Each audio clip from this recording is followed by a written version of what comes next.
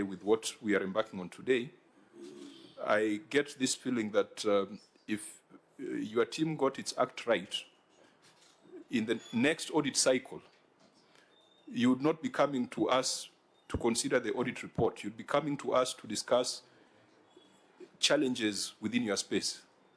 So I just want to encourage you that in this current audit cycle, work closely with the Auditor General, close all these small accounting things, variances, get an unqualified opinion, so that next time you're here, we discuss policy. We ask you questions like whether the new law that we passed is helping you or not. If you come here that we are discussing a variance in IFMIS, I am sure that even for you, you don't feel like we are utilizing you very well. But that is what we must do now. So this meeting, I would like it to be very brief, considering the issues that are before us. We'll not sit here up to 8 o'clock like we did yesterday. So, Oijit, can you let us know whether there's any issue that has been resolved so that we take it off and deal with whatever is outstanding? Thank you, Chair. There are some issues which have been resolved. The outstanding issues were 2. And there were 2 which were partially addressed. So one of the partially addressed issue is the issue of variance, because the reconciliation by the time we were doing the verification had not been done. So the only issue where there's an amount, where there's some figure queried, is this variance between IFMIS and financial statements? Sure, Chair. That is the only place where there's an aspect of amounts. Is this an indication of loss of funds? Not as such, but not as such. But the documents are supposed to be, at the end of the day, they're supposed to balance. The figures are supposed to balance when it comes to financial statements. Okay, so since it's the only qualifying issue, just read your finding, and then let's get the response of the Assembly. We'll query it, and then we'll take a view on the other policy issues. Thank you, Chair. This is the report of the Auditor General on County Assembly of Kirinyaga for the year ended 30th June 2024. It was a qualified report,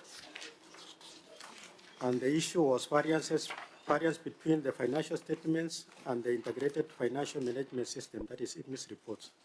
The statement of receipts and payment for the year ended 30th June 2024 reflects a total payments of 734,462,357. However, the ledger balances in the Integrated Financial Management System records reflected a total expenditure of 788,137,580, resulting in an explained and a reconciled variance of Kenya shillings 53,675,223. In the circumstances, the validity, accuracy, and completeness of the total payments amounting of 734,462,357 is at 30th June 20 could not be confirmed. Okay, so that was the only basis for the qualified opinion. Sure, Chair. The rest. So if this was not raised, this would have been an unqualified opinion, yes, but with a few concerns on lawfulness and effectiveness. Sure, Chair. Okay, let's get the response from the Assembly. Thank you, Chair. The management response is that the total expenditure from the County Assembly after reconciliation, which... Maybe just point us to the response, because I'm looking for it. I'm just seeing the certificate here in this document you've given us. Where is the response? Clerks, have you seen the response? Just before the Annexure 1. Before Annexure 1? Yes. After the financial statement? No. Just before the Annexure 1. Okay, I've seen it. Okay.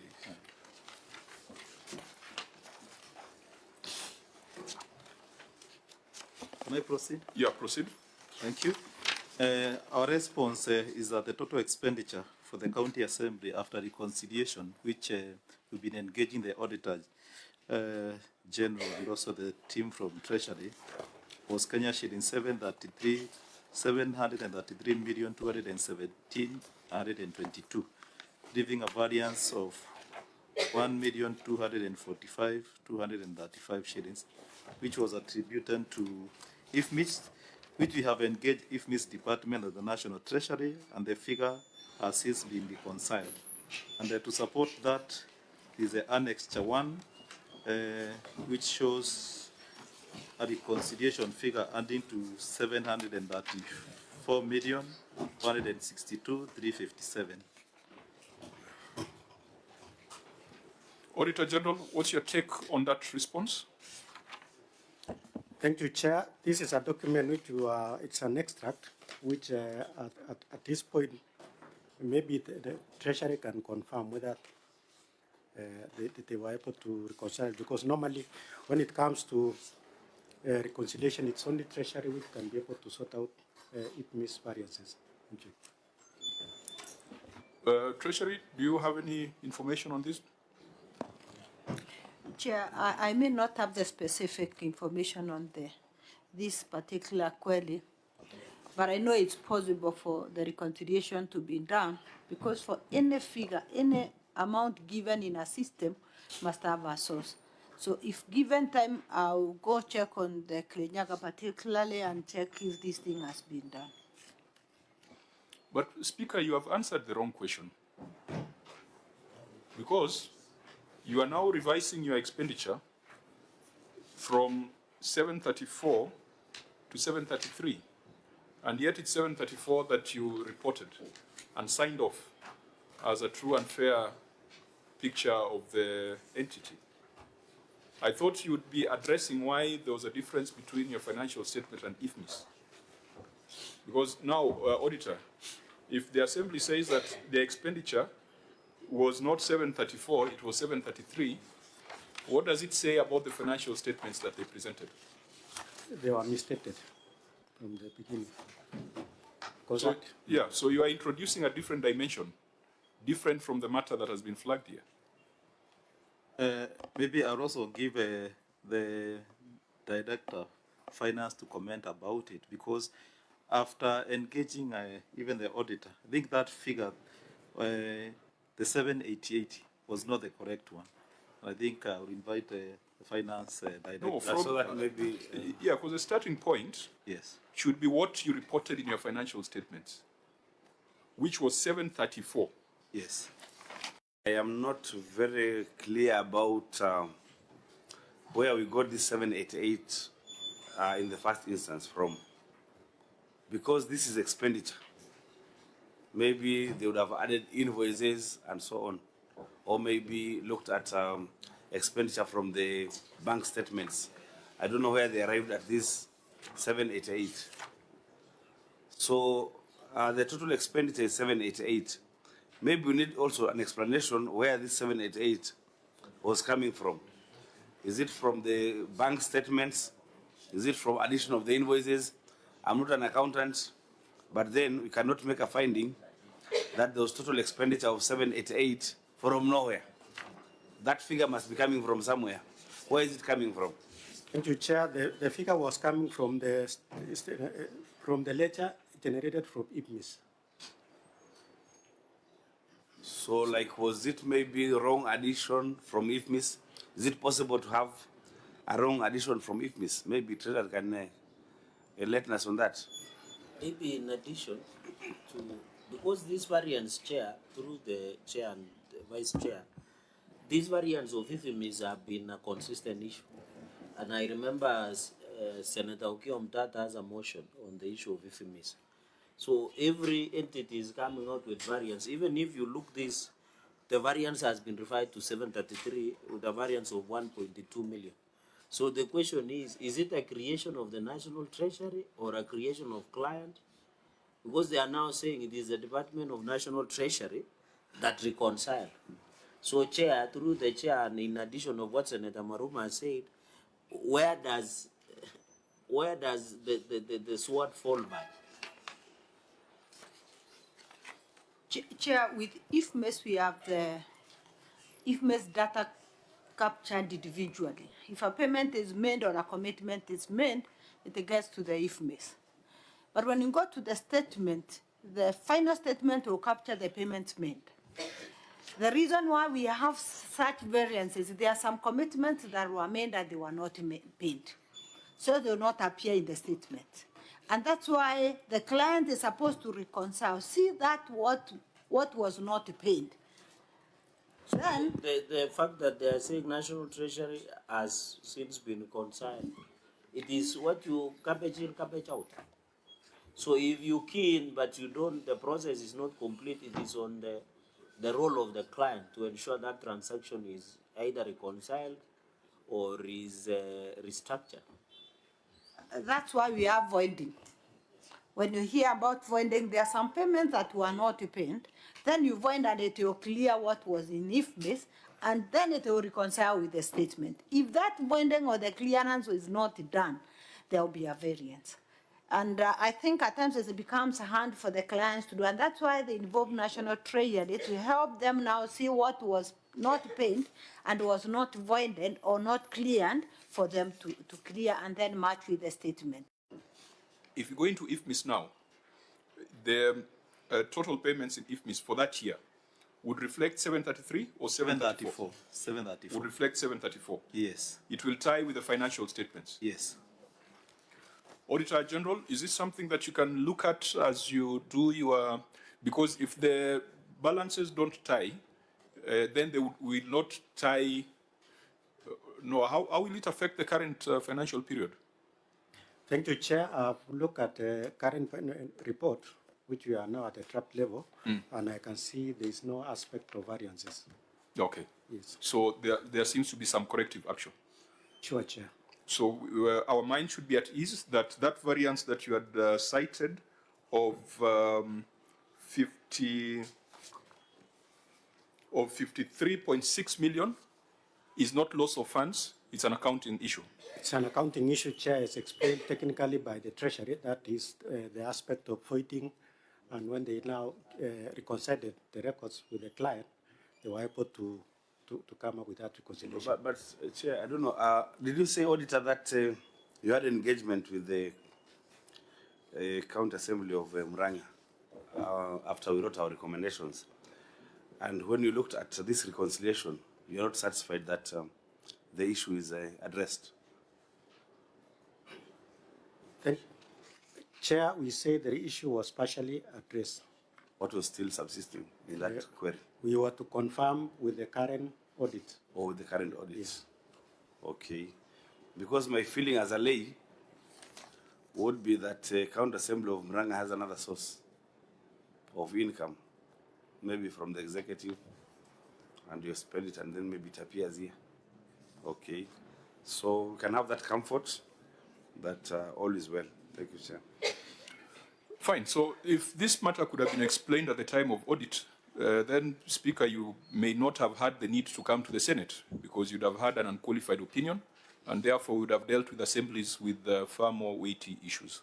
So please, in this audit, ISPAC, you can see that there are some entities that should be in the position that you've been advocating, because there's no reason why a member of yours, in this case, this member is called Michael Monene. Michael is here. Yes, Chair, I'm here. Yeah, it will get to a point where we'll be recommending to ISPAC that any member who prepares a financial statement, that maybe for a start will be saying adverse or disclaimer. That member has no business staying in that profession. But progressively, we will be insisting that financial statements should be unqualified. Because an unqualified financial statement does not mean that there is nothing unlawful within the enterprise. That's why there's a section on lawfulness, effectiveness, and internal controls. An unqualified financial statement simply means that it presents a true and fair picture of the enterprise. And that is the irreducible minimum that we must demand from a member of the profession. Unless, ISPAC, you want to encourage your members to be having issues, qualifying issues in the financial statements. What is your position on that? Thank you, Chairman. Of course, the position of the Institute is that we want our members to participate actively in ensuring prudence in financial management and accountability. And one of the aspects is ensuring that they comply with all the expectations of the laws and statutes. So we also aim at unqualified. That is not negotiable. So the others will be able to work with them to ensure that they pull up their socks to achieve the same. Thank you. Vice Chair? Maybe last question for me. Do you have any pending bills? Because I can't see them declared here. Does it mean you have 0 pending bills? Then number 2, I'm looking at your financial statements. Note 7, I just for my own sake, this transfers to other government entities. In 2022-2023, you had 101,428,343. Then in 23-24, there are none. There are no transfers. Yeah. What are these? What are these transfers? What do they constitute? Chair, maybe Yes. in addition, Yeah, looking Senator. at note number 10, acquisition of assets. I have seen the construction of civil works in the previous year. It was 38,417,170. In the year under review, it was 5,520,678. So why the decline? What were you doing here? Is there specific works that had been done? Number 2, you can note it somewhere. I realize also in purchase of office furniture and general equipment, in 2022-2023, you used 2,373,000. In 2023-2024, that figure almost double. You raised to 5,220,540. So which furniture were you equipping? You need to shed light on that. And then assuming acquisition of ICT equipment, in the previous year you acquired an ICT of 2.9 million, 2,982,500. The year under review, they purchased an ICT equipment of 2,649,820. I don't know whether this answered or you are doing equipment, so you need to highlight that. And Chair, it has to note that in total acquisition of assets, in total in the previous year it's what 43,772,670, but it drops significantly to 13,391,038. So I like that. And then finally, Chair, these bank charges, they were the bank charges of 3,717, 3,485. So what are these? I thought you own a CRF account. Do you have any commercial accounts that would attract? Chair, that would be note number 11, or not number, so that I don't come back again, Chair. When you go at the, I can see you have a bank with Central Bank called Kenya Commercial Bank account. So I don't know what that means. And then you had cash in hand.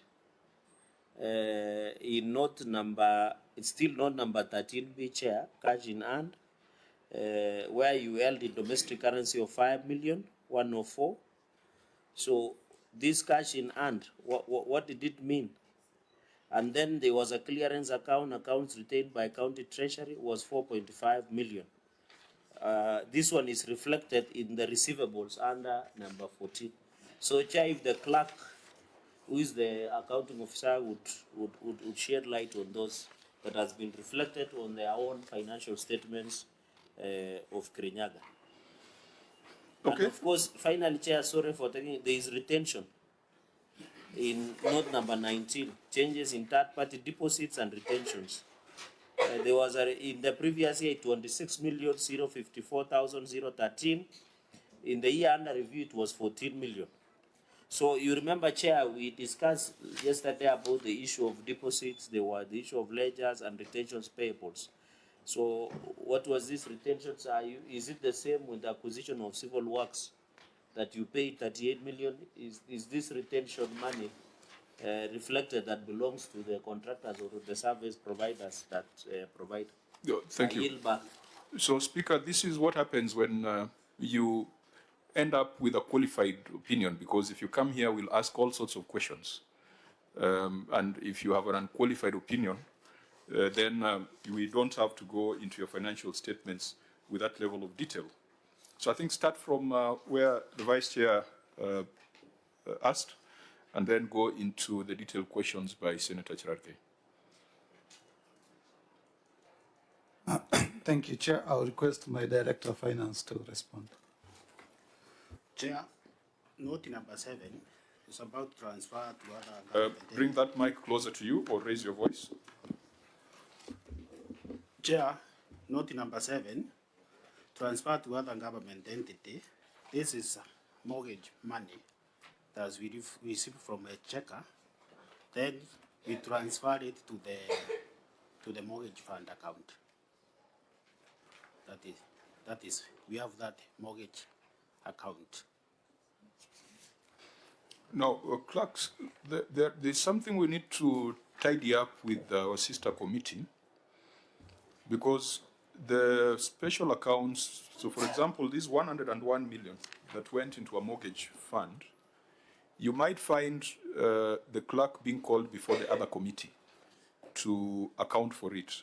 Yes. I think it's a bit untidy, because if it's an outgo in these financial statements, we should be able to have visibility on it end to end. Because, you know, you can easily say that we relayed 1 million to a mortgage fund, and then it is another committee that looks at it. So we need to have a technical conversation to ensure that when it declares 1 went to a mortgage fund, it is the same committee that has visibility on it. I think that's an internal conversation that we must have. Fine. So that explains the first question by Senator Maruma. Yeah, and now that we know it's a mortgage fund, do you pump money to it every time we have new MCAs elected? Because I thought if it's a revolving fund, then people are paying and you don't need this amount of money at one go. Or what happens? Do you have defaulters? Because I thought once you make that revolving fund, that is all. Why do you need to pump money to it?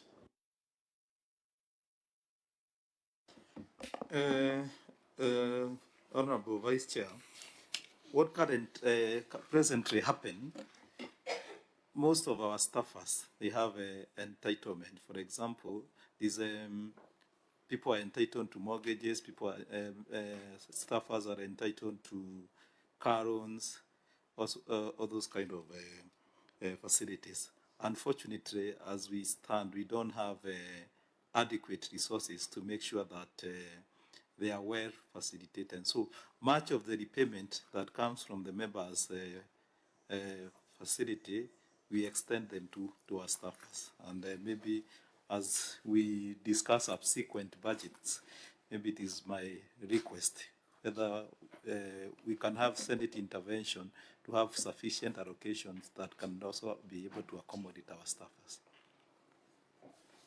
Okay, proceed with the other queries. So you've dealt with note number 7. On the question of whether you have pending bills, had you responded to that? Had that been dealt with? Chair, we had some pending bills at the back of the note.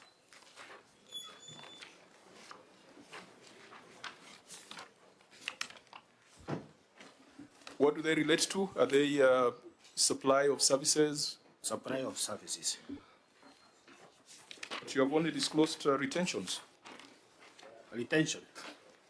Retention is the money that we have held for contractors.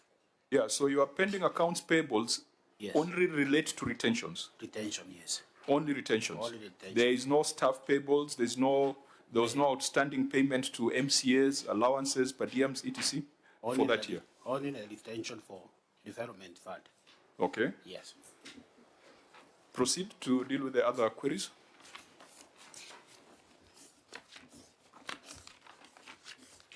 think Senator Chirarge had gone through a number of, under acquisition of assets, he had raised a few queries. Under acquisition of assets, And acquisition of the number, asset, note 10, I think he went to, from note 10, he went to note 13 and note 14 and note 15. and acquisition of the asset, this shows that financial year 2022-2023, we incurred 43. Financial year 2023-2024, we incurred 13 million, which include purchase of the laptops, that is ICT equipment, laptops and the computers. Then we bought furniture. Yes. That is additional building that is in the office that we constructed that year. We paid 5.2. Wait a minute. If you spent just about 5 million on construction and civil works, why have you retained 4 million? 4 million means Because that retention is 10%. So in the previous year, there are some contractors that did not claim their retention money. So that is rolled over to the current year.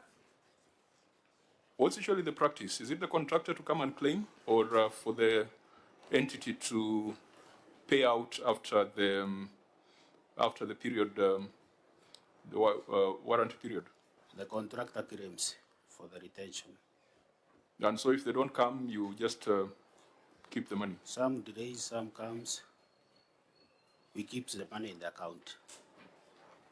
Yeah, because it's a liability. So you might think it's your money, Yes. and it's going to cause you problems with your members, because the day you tell them that there's no money, and they see that there's some money in retention's account, Yes. they'll demand that you raid it. It has happened in other county assemblies. So you need to have put in place measures, because this money belongs to contractors. Some of them are youth, women. Release it so that money circulates in the economy. Yeah, so Speaker, there's no need for you to be retaining this 4 million sitting idly. I think find a way of dispensing this. I know it's unconventional. You'd be happier if they came. But also having it sitting in an account poses a risk that someday it will be raided when you're under pressure from your members. And then you'll have problems with this committee. Thank you, Chair. I'm well guided. Okay, proceed. And if you give us very brief answers, we should be able to be done by 12. Chair, on note number 11, bank charges. We have one account in We'll finish with the furniture. Okay, furniture? Chair. Furniture It's is, an increase of almost 3 million, and that is huge furniture. we bought some furniture for the new offices. You imported Yes. from where? We did not import, we bought. Or you bought? We bought, yes. Yeah. But this is chair. The furniture worth 5 million is a lot unless you are equipping your plenary. No, All offices. Honorable Senator, we managed to build offices, ward offices for members. So these are for ward offices. Yes, the 20 of them. So you are the ones building.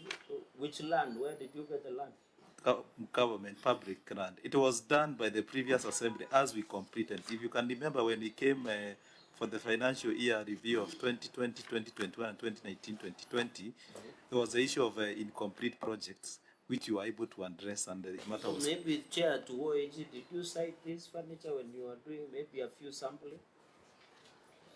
And is it tagged? Do you complete asset register tagged, numbered properly the way even our license officers have? Thank you, Chair. For when we are doing the audit, we will of course verify, especially new acquisitions. Yes. We make sure that we are able to see and confirm that they have the aspect of asset management in terms of tagging. Yes. Otherwise, we could have raised an issue on lack of. So have you visited a number of ward offices to maybe they cite this? Thank you, Chair. They normally visit sample. They don't visit all the wards, but they sample and they confirm. So as your officers, were they able to see those furniture through the chair? Sure, Chair. That is why there are no issues. So are you saying that Kirinyaga has constructed ward offices in every ward Yes. owned by the Complete county and assembly? functional. Sorry. Complete and it's okay, functional, the same yes. something. Oh, Complete and functional. Yes. Chair, I think when we'll be visiting county projects, we must see. This is a miracle. So who stays in those offices apart from, because they stay in Kirinyaga headquarters? Where is the headquarters? Is it Kutus or where? Don't have a private members offices But within in the the assembly. main, the But in plenary. no, we don't have members office in the plenary. So we did ward office where they are able to. So within the plenary, there are no offices like the way we have here. No. It's something that we are contemplating, though, of course, a budgetary issue, and when we are engaging CRA, it's one of the things we may want to engage them. So how does your MCS work from? They just walk along the corridors and then wait to walk into the chamber? No, we have committees rooms. That is what If they have visitors, they want to come and visit them in the offices. Yeah, that's quite a discuss what challenge. issues. That's quite a challenge. So they do it on corridors. No, in the committee rooms. Oh, that's interesting. So you had a plan to construct offices for your MCAs, but it did not work out because of CRA ceilings. It's an issue of budget because much of our allocation actually is Through the chair, do you have a new plenary? No, we don't. Oh, okay. We don't, but we have the intention maybe from the next did the financial. county executive sabotage your intention of constructing the plenary? No. They really support us even towards the completion of the ward offices. So it's a discussion we are having with them and a discussion we might have with CRA. Chair, I find a problem with your indulgence. I thought the priority of Kirinyaga County Assembly should have to come up with a plenary at the main parliament, at the main assembly, before they construct that ward. There must have been an enticement to go and construct at ward level, because I thought they should have a better facility at the headquarters before. Is it a case of putting the cat before the horse or horse before the cat? You know. What perhaps the benefit of doubt we can give them, Kirinyaga County Assembly has been one of the more robust, because in the last parliament, I think the Assembly exercised its oversight mandate through an impeachment motion. And I also remember when I sat in the devolution committee, when there was an impasse on budget, the Assembly and the governor approached the Senate to help break that impasse. So I think we have seen some fairly positive legislative action from Kirinyaga. But the policy issues, because this is a legislature within a government, just the way the Senate is a legislature at the national government level. We might allow the Assembly to make their own policy priorities as long as they do not break the law. I think we are very careful as a Senate that when we have these conversations with the Assembly, we are not directing the Assembly. We are just looking at the actions of the Assembly against the law. Because if we are to direct you, then that would be unconstitutional, because you are an Assembly, a representative of the people. So ours is just to ensure that whatever you do is aligned to the law. I know there are some speakers who might have reservations about coming before the Senate. But that is a reservation that is based on ignorance and arrogance, because we have a responsibility to oversight county governments. And the definition of county governments in this constitution, a county government is defined as the county assembly and the county executive. In fact, the constitution was so deliberate that it first mentioned the assembly before it mentioned the executive. So it would be foolhardy for some of your colleagues to argue that, yes, the executive can appear before the Senate, but not the Assembly. The two form the government at the county level. So there shouldn't be any fear by speakers or county assemblies coming before us. And in any case, Mr. Speaker, if you had an unqualified opinion, we would not take your time to come to Nairobi. So that's why we are emphasizing that your accountant should do the right things, these small variances, because if you now come to Nairobi, we'll start fishing around the financial statements. And I can tell you I'm a good fisherman. I will find some fish to catch. So today, I am not in a fishing mood. I think also a good bandit. Yeah. I can look so, for where it is. So I think since this substantive matter around the variance we are told has been addressed, we don't need to belabor the point. Go back, make sure that this current year audit, all these small accounting issues are resolved. Next time you come back, tell us whether you want your ceilings revised, whether you want some laws to be changed. That is a much better conversation for us to engage in. So I think your director was taking too long in addressing the issues raised by Senator Chirarge, and he runs the risk of falling into problems because he might catch some fish in his lengthy explanation. So can you conclude your explanation? Conclude, then we can go to the other issues that are outstanding here. Note number 11, Chair, on finance cost, we have one KCB account for the operation for the assembly that incurred bank charges of 34.85.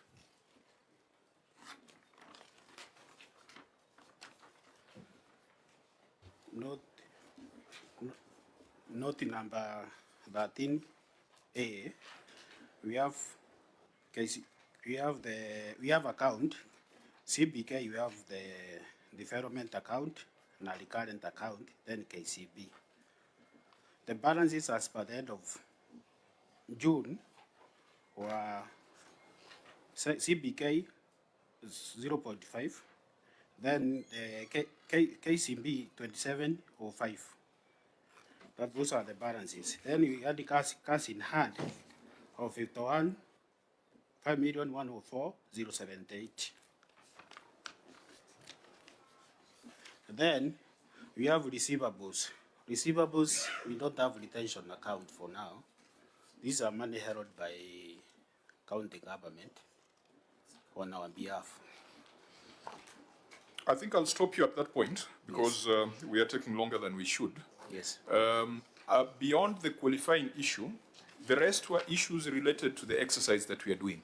It was about prior year issues and an implementation of recommendations. Then there was an issue around ethnic composition, which I think our view has been we need to see progressive. We know it's something that needs to be done progressively. But we need to see the numbers moving with every year. I know it cannot be achieved in 1 year, but we need to start seeing some evidence that there is some affirmative action being done on an annual basis. Of course, the challenge would be the ceilings and the fact that you cannot hire staff just to balance the ratios. And I think we are alive to that. So it's something that we usually prescribe with time. You should be able to realize it. Honourable members, is there any matter in this report that warrants our further interrogation, or we could ask the Auditor General to deal with them in the substantive audit that is going on? Yeah, so policies should be fairly easy to put in place. The issue on maybe can, this issue of law on ethnic diversity sometimes is we gloss over, but it violates the law. So maybe the Speaker could tell us, as the Chair of County Assembly Public Service Board, why are they hiring the people of only Murima and who are Nyumbambe Keake? So maybe you can comment because it violates the NCIC Act. It's a violation, and Kirinyaga is not far from the city.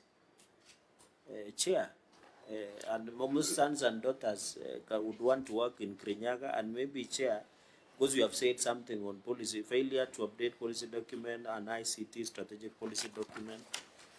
Maybe if you can order on the same, you can say something on ethnic.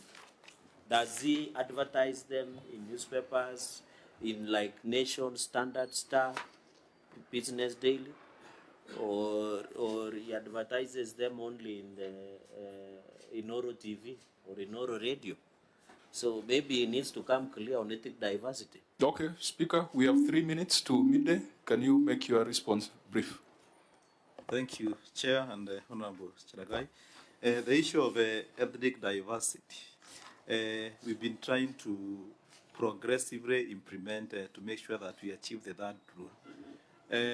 Initially, when you look at our report, the prior audit report, we were at 1%, which we have progressively improved to 5%. Basically, what we are doing is to make sure that whenever we have a vacancy arising from designation or maybe retirement, all the adverts are in the Daily Nations. That is a paper that can be accessed anywhere in Kenya and also in our website. So our commitment as a body is to make sure that whenever a vacancy arises, we try as much as possible to accommodate people, employees from other ethnic community, and I believe progressively we are going to achieve that. Senator Morumu. Yeah, this query about the ICT policy, lack of ICT policy, I think it's an important one. And there was an ICT policy steering committee that was inaugurated in 14th July 2021, but it never met and not had a very good mandate to do a strategic plan, you know, provide strategic direction among other functions. But the committee did not meet. How do you address this issue?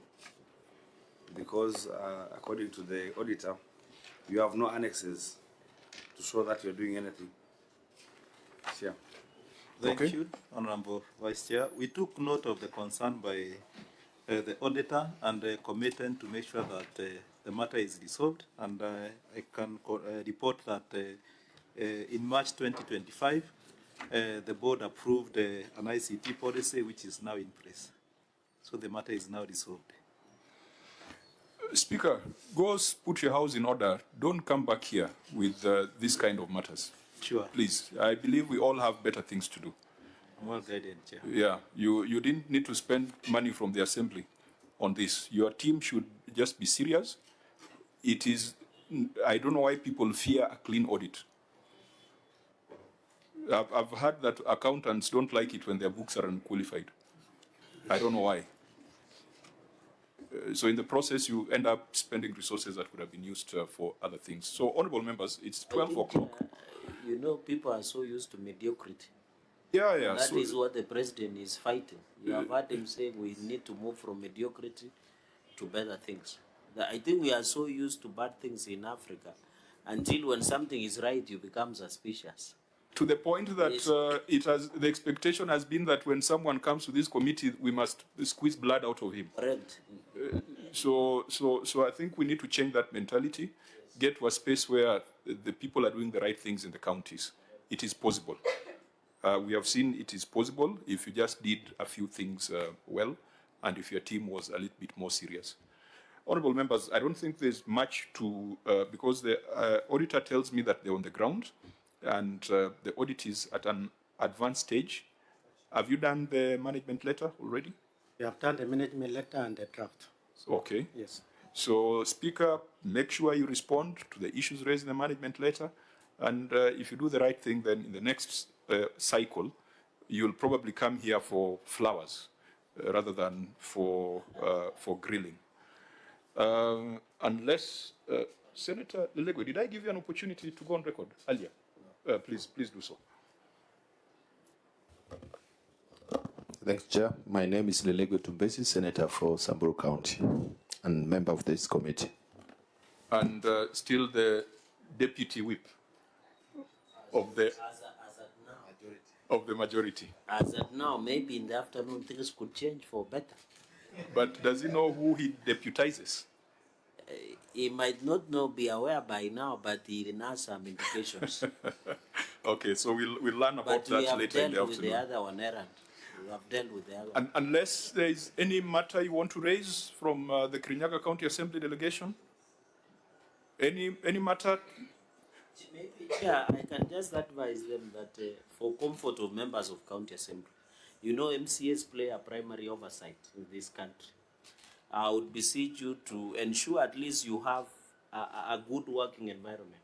You know, when some of us and Senate here, you are aware, we always defend the MCAs because we know they are the first layer of primary oversight. So apart from the issues we normally discuss on their maybe salaries and their own welfare, also the capacity. You need to give them, I wish you visit Kitui County Assembly, visit a number of county assemblies and see how you benchmark on the best practices of that efficiency. You know, when we argue, Chair, and let me reemphasize that we need our MCS to have capacity and ability to deliver, is not only on salary or welfare or allowances, it is also the work environment. So I am proposing to you at least go back, sit with CRA, come to this committee of, I think, finance and budget, appeal for the review of ceilings, get a better office workspace, including plenary for efficiency and delivery of first primary oversight, and then it will become easy for this. But as you go back, Speaker and the clerk, and I don't know, I was not here, Chair, when they introduced themselves. I wish in future, make sure a number of MCAs are here so that they can also learn that I know sometimes they blackmail the Speaker or the clerk. Sometimes, not all the time, so that they can understand they must be accountable to somebody. And that is the whole point, so that we learn. But we still expect a lot from the MCAs. Please ensure you oversight. Let us see value, so that what comes. Chair, and finally, allow me to mention this. I know I'm taking long. There was reports, even they were tabled, and you were in the chamber, and even the vice chair. We are wondering why should reports of Kirinyaga Water Company be tabled in the Senate? That something can be handled at the even level. The new hospital, is it Kirinyaga? Hospital reports, they should be handled at the County Assembly of Kirinyaga. So we want you guys to build capacity until the Senate only deals with the policy as the chair has directed and other macro issues that is affecting the evolution. So, Chair, I yield back and wish them well. MCAs are our partners in terms of making the evolution work. I yield back. Thank you. Vice Chair? Yeah, maybe there's the issue that you've been grappling with, the issue of financial autonomy of the assemblies. Do you think that it's affecting your work? Are you more autonomous now than ever? Is it a problem that is affecting you also? Or you think you're working well with the executive and you're getting your money without any problem? Because it's something we've discussed in the Senate and it has been a conversation amongst the country, in the country. Thank you, Chair and the Vice Chair. Well, there is some improvement with the recent amendment of the PFMA, where, as opposed to the previous, but still there is, that is work on progress, because still the CEC for finance has the final say as to how the money are disbursed. But from where we sit, we think that we still have to improve on as we move on. Yeah, we'll probably take a year or two to do a legislative impact assessment and see whether it was the right route, because we have really celebrated it, but what we get from the ground seems to be that it's not necessarily the fix that we needed. And those are the conversations we should be having whenever you guys come. We have argued about SOCAT and CAF. From where I sit, I think they are very good organizations to have, but they just need to be anchored in law. And I think there's some amendment that is before the House that should strengthen, provide clarity for COG, intergovernmental relations, CAF, and also provide a leeway for SOCAT. So that when you sit at SOCAT, you can always advise us that, yes, this is a law you passed, but it is not having the intended impact or outcome. And again, CAF, even though CAF is not for speakers, it's for speakers and the entire membership of county assemblies. Because I noticed that in your prior year you had subscriptions of 4.9 million. In the year under review it was 0. I hope it was not hidden in other lines. But let's have that mature conversation between CAF, SOCAT, and the Senate. We used to engage when I was in the devolution committee in the last parliament. I don't know whether you are still engaging the devolution committee of this Senate, because we have only 1 year to go. And our experience is that legislation that is not financial in nature takes almost 2 years, because it has to go through both houses, public participation, all those durations. So if you're not careful, this parliament, 13th parliament, its term will run out before we have sorted out these things. So go back to your group of speakers and CAF, go back to your group of clerks in SOCAT. Let there be a sense of urgency in making sure that the laws are amended to give you voice, and the laws are amended to ensure that there are clear objectives for establishment of CAF and SOCAT. We don't have, we no longer call them illegal organizations. They are not illegal. I mean, they are duly registered. So that's not the language we use. It's just that if they're going to receive public funds, then they need to have some legal grounding so that those public funds can be traced. So please take back that message, that we are calling for a sense of urgency on your part, because it will require a lot of intervention to process legislation within 1 year through both houses. Time is running out. Speaker, anything you want to make in closing? I think we are taking longer than we intended to. Nothing much. Thank you, Chair. Mine is to assure you that we'll not be coming here again to discuss a qualified statement or statement with disclaimer. As you can see, we have improved progressively, and I hope this current financial year will be able to deliver an unqualified opinion. We've invested a lot in capacity building, through training, through benchmarking, and I believe the county assembly is headed in the right direction. And thank you so much also for your insight, Honorable Cheragai.